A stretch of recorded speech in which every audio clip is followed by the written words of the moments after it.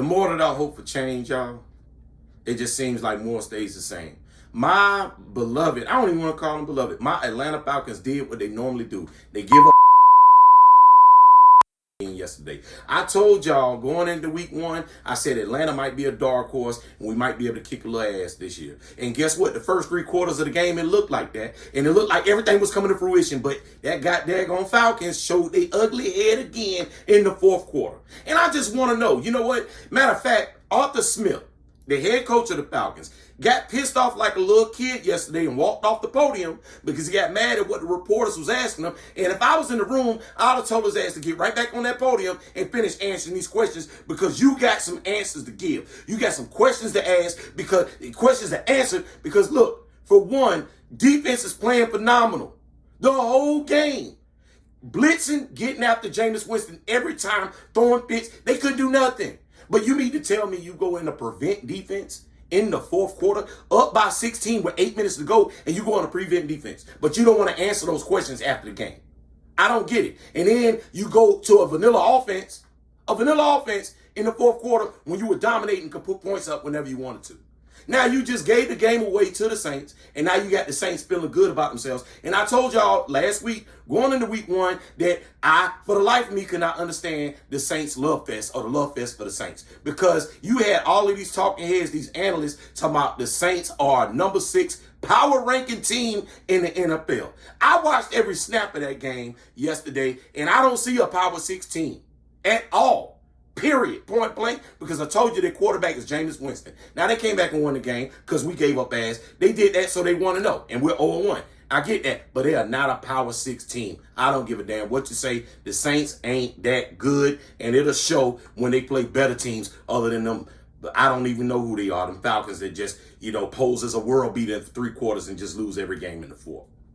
But anyway, other than them, I told y'all also. What did I say? The Cowboys was going to have an underwhelming season. Well, what happened last night?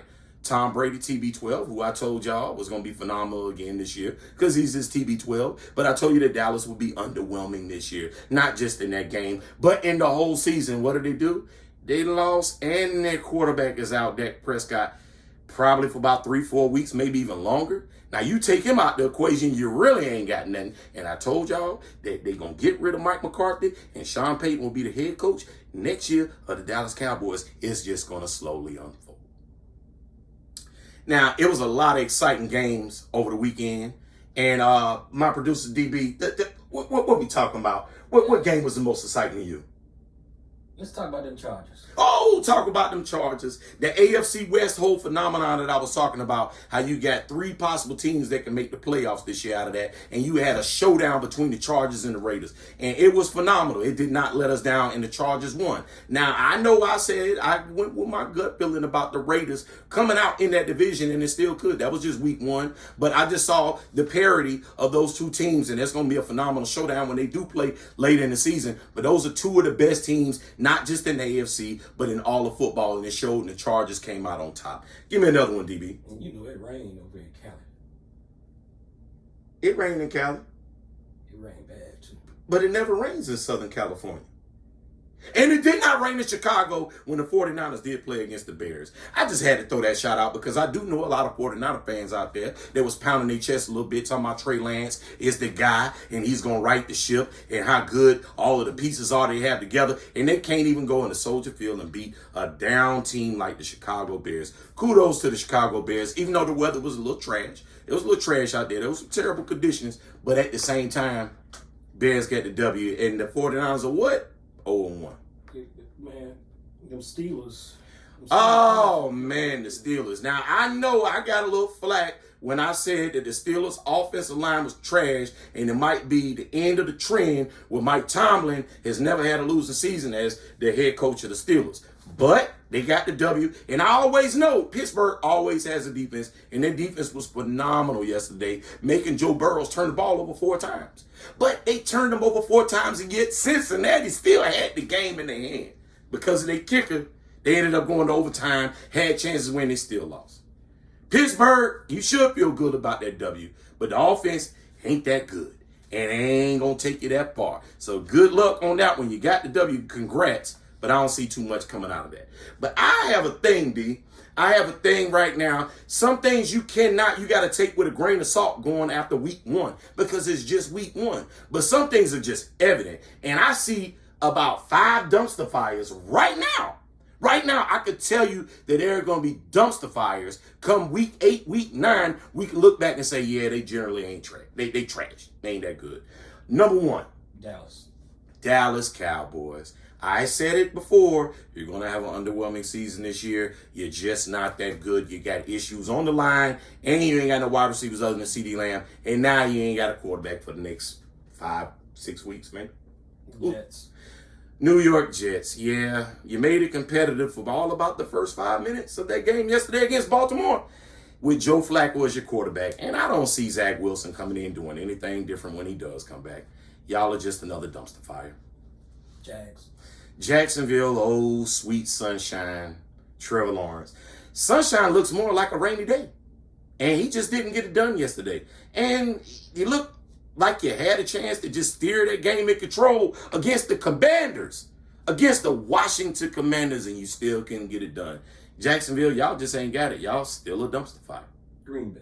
Green Bay, oh, how I call this one, D, didn't I? I told y'all that by week 10 or 12 of this year, Aaron Rodgers is going to be pointing fingers saying, playing the blame game, I have no wide receivers. I have nobody to throw the ball to. Well, you look like that yesterday, sir, and you probably start earlier than 10 or 12, week 10 or 12 to start pointing fingers. You probably start in a couple more weeks because y'all just look terrible. And I told you, you'll be looking up at the standings against Minnesota, who you lost to, and they're going to win that division.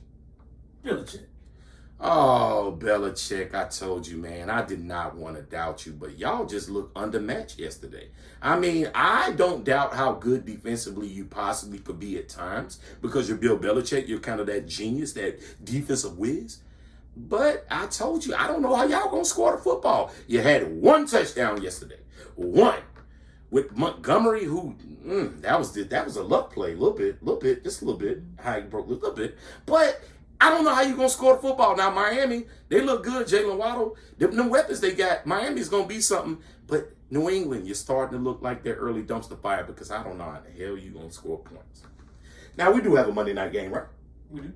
Mr. Russell, last name was going back to Seattle after being there his entire career, leading the Denver Broncos into Seattle to get that dub.